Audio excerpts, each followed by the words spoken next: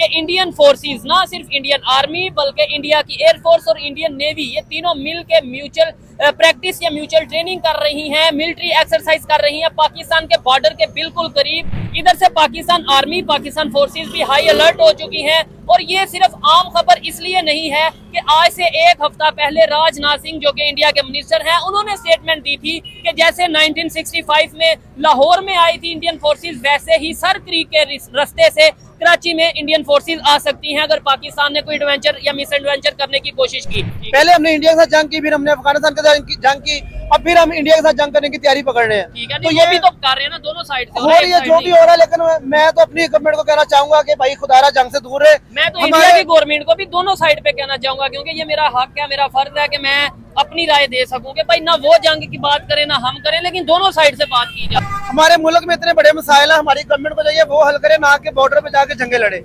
हमें जंगे नहीं चाहिए, हमें खाने के लिए रोटी चाहिए, हमें खाने के लिए सामान चाहिए, चीजें चाहिए। तो आप जो कुछ कर रहे हैं बॉर्डर पे जाके, उससे हमें मुल्की में नुकसान हो रहा है हमारे मुल्क को। अफगानिस्तान से भी बल्कि खबर आई है कि वो पानी शायद कोई डैम बनाने जा रहे हैं जिससे पाकिस्तान का पानी डिस्टर्ब होगा, वो दरिया के ऊपर अगर डैम बनाएंगे तो। असल में ये सारी खबरें हैं तो ऑथेंटिक जंग होने जा रही है।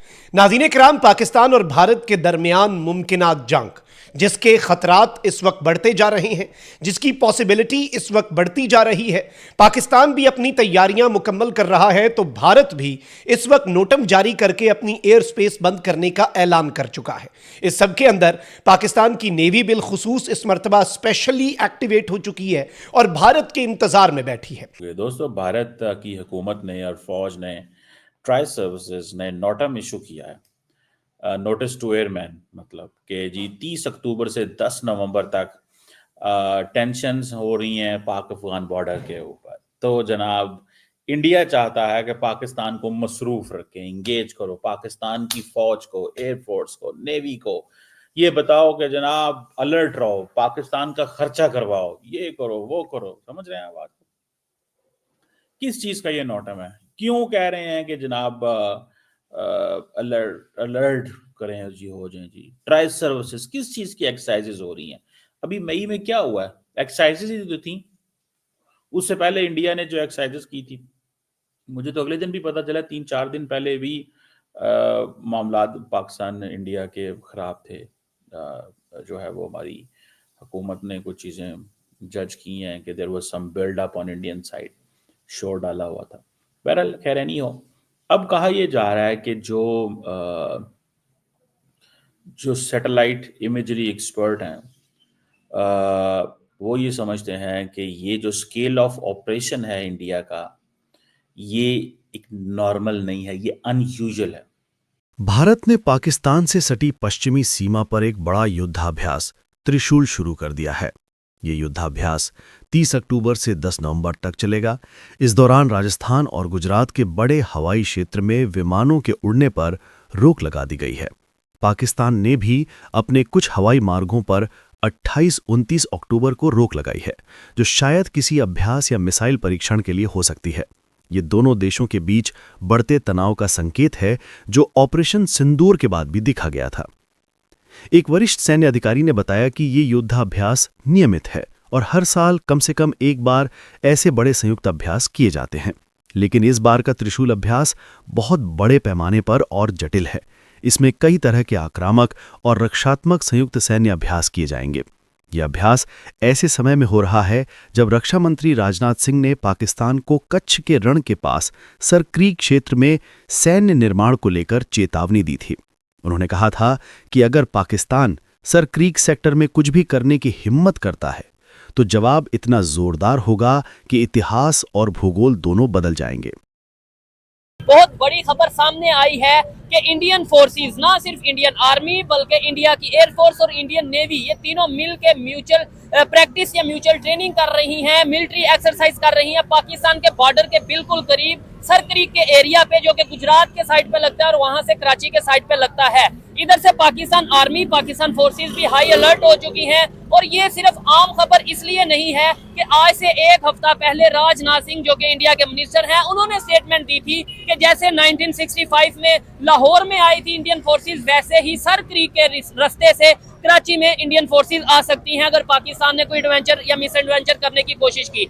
पाकिस्तानी पब्लिक से बात करेंगे कि क्या फिर माहौल जंग की तरफ जाता नजर आ रहा है, क्या फिर पाकिस्तान इंडिया या दोनों कंट्रीज की तरफ से कोई एडवेंचर मिस एडवेंचर करने की कोशिश की जाएगी, इससे नुकसान किसको होगा, फायदा किसको होगा, और पाकिस्तानी पब्लिक क्या अब इंडिया से जंग चाहती है या नहीं चाहती। से भाई मैं तो ये कहना चाहूंगा कि पाकिस्तानी जो गवर्नमेंट है उनको चाहिए कि जंग की जान छोड़ दें। अच्छा। जंग हमने बहुत कर लिया, जंग जो हमारे मुल्क में हो रही है, बेरोजगारी की जंग हो रही है, गुर्बत की जंग हो रही है, महंगाई की जंग हो रही है, उसको खत्म करें आके, ना कि बॉर्डरों पे जाके लड़े। पहले हमने इंडिया के साथ जंग की, फिर हमने अफगानिस्तान के साथ जंग की, अब फिर हम इंडिया के साथ जंग करने की तैयारी पकड़ रहे हैं। तो ये भी तो कर रहे हैं ना, दोनों साइड से हो रही है, जो भी हो रहा है, लेकिन मैं तो अपनी गवर्नमेंट को कहना चाहूंगा कि भाई खुदारा जंग से दूर रहे। मैं तो इंडिया की गवर्नमेंट को भी दोनों साइड पे कहना चाहूंगा, क्योंकि ये मेरा हक है, मेरा फर्ज है कि मैं अपनी राय दे सकूं कि भाई ना वो जंग की बात करें ना हम करें, लेकिन दोनों साइड से बात की जा रही असल में है। देखा जाए तो पाकिस्तान जो इंडिया है, ये दोनों मुल्क आपस में बहुत लड़ते हैं आपस में, ऐसे ही और बड़ी देर से लड़ते आ रहे हैं। 1965 से लेके 1971 की जंग हुई, 1965 की जंग हुई, अभी भी लड़ रहे कारगिल हुई। हैं। तो मैं तो ये कहता हूँ कि आप जंग से दूर रहें।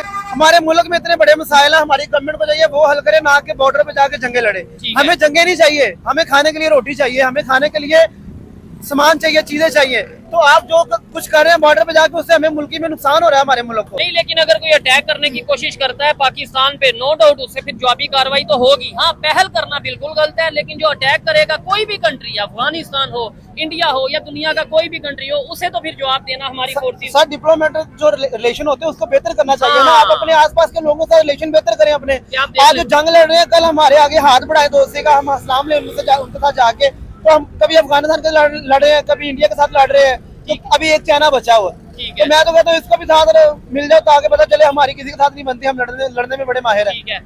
तो आप इसको भी अंदाजा लगा लें, ये जो इनका नाम आई थिंक एक्सरसाइजेज एक्स त्रिशूल रखा गया है, जिसमें आर्मी, एयरफोर्स, नेवी है, और इंडिया अपनी डोमिनेंस दिखाना चाहता है, अपनी जॉइंटनेस दिखाना चाहता है, आत्मनिर्भर दिखाना चाहता है, सेल्फ रिलायंस, इनोवेशन दिखाना चाहता है। भाई ये आपको मौका मिला था जब भारत और पाकिस्तान की जंग हुई थी मई के अंदर, यू गॉट अ चांस। लेकिन इस तरह की एक्सरसाइजेज जो होती है ना, उससे मैं आपको बताता हूँ, अब इंडिया की जो सदर्न कमांड है वो पार्टिसिपेट करेगी जॉइंट ऑपरेशंस में, ठीक है जी, और डिफरेंट किस्म का उनके सामने टेरेन आएगा, ऑफेंसिव मैन्यूवर्स करेंगे, और डेजर्ट एरिया में, क्रीक एरिया में, और इस तरह की वो जो सिचुएशन है, joint multi domain operational exercises होगी, जिसमें इंटेलिजेंस, सर्वेलेंस, रिकॉग्निसेंस, ISR जिसे बोलते हैं, electronic warfare, cyber capabilities, everything will be at display, everything भी विल बी एट डिस्प्ले। अब इसमें होता क्या है, पाकिस्तान भी तैयार है, पाकिस्तान भी बिल्कुल तैयार है, और इसकी जो उनकी जो एक्सरसाइजेज हैं वो बताएंगे कि ज़्यादातर वो इंडिजिनस सिस्टम्स लगाएंगे, इंडिजिनस सिस्टम लगाएंगे। तो इसमें ये है कि ये चीज़ जो है ना, that is in front of us, कि आत्मनिर्भर भारत जो है वो मतलब उसके ऊपर वो करना चाहते हैं, अपनी टैक्टिक्स को रिफाइन करना चाहते हैं। This is what I am understanding, ठीक है जी। राजनाथ सिंह जो हैं वो आपको पता है कि, और प्राइम मिनिस्टर मोदी जो हैं वो इस मामले में बड़े एक्टिव हैं कि हमें हर कीमत पे जनाब ज़रा थोड़ा सा गेम को उठा के रखना। पाकिस्तान बड़ा तैयार बैठा हुआ, द मोमेंट ये मिस एडवेंचर करेंगे, यूज डिस्प्रपोर्शनेट फोर्स। क्या यूज करो? डिस्प्रपोर्शनेट फोर्स यूज करो। ये चीज समझते हैं। और दूसरी बात ये एक इनको एक गलतफहमी इंडियंस को हो गई है। इंडिया की स्ट्रेटेजिक एस्टैब्लिशमेंट समझती है कि पाकिस्तान का जो न्यूक्लियर पोस्चर है ना, ये ब्लफ है। और अब चाइना की तरफ से ये इतलात आ रही हैं कि पाकिस्तान को जो चीज पहुंच रही है in this possibility of war और इस क्राइसिस के टाइम पे, वो है 40 मजीद PL-17 long range air to air missile. अब ये जो PL-17 है, ये PL-15 मिसाइल से भी ज्यादा रेंज वाले हैं। इसके साथ ही साथ ऑटोनमस और इंटेलिजेंट वॉरफेयर सपोर्ट के लिए पाकिस्तान को AI बेस्ड डिफेंस सिस्टम जो है वो चाइना प्रोवाइड करने जा रहा है, जिसमें आर्टिफिशियल इंटेलिजेंस जो है वो इंटीग्रेटेड होगी।